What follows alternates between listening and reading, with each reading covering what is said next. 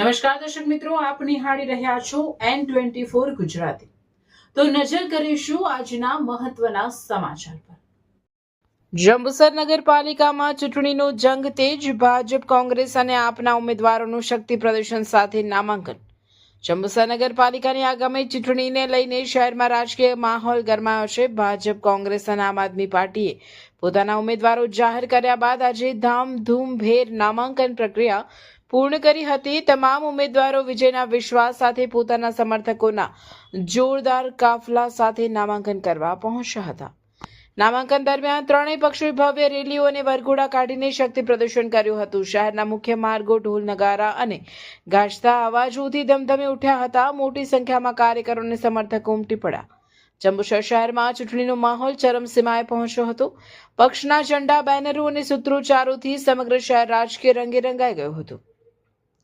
નામાંકન પ્રક્રિયા પૂર્ણ થતાં હવે ચૂંટણી પ્રચાર વધુ તેજ બનવાનો છે।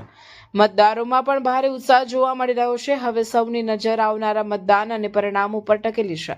આ વખતે જંબુસરની જનતા કોનામાંથી વિજયનો તાજ મૂકે છે તે જોવું રસપ્રદ રહેશે। મેં અબ્દુલ સઈદ કાલુભાઈ મલિક વોર્ડ નંબર 3 માં ઉમેદવારી કરી છે રાષ્ટ્રીય કોંગ્રેસ પક્ષ પર। અત્યારે અમે ફોર્મ ભરી લીધું છે। ઇન્શાઅલ્લાહ અમને ઉમ્મીદ છે કે અમે વિજેતા થઈશું અને અમારી આખી ટીમ બધા વિસ્તારોમાં રાષ્ટ્રીય કોંગ્રેસ પક્ષ વિજેતા થશે અને અમે ઉમ્મીદ રાખીએ છીએ કે અમે વિજેતા થઈશું।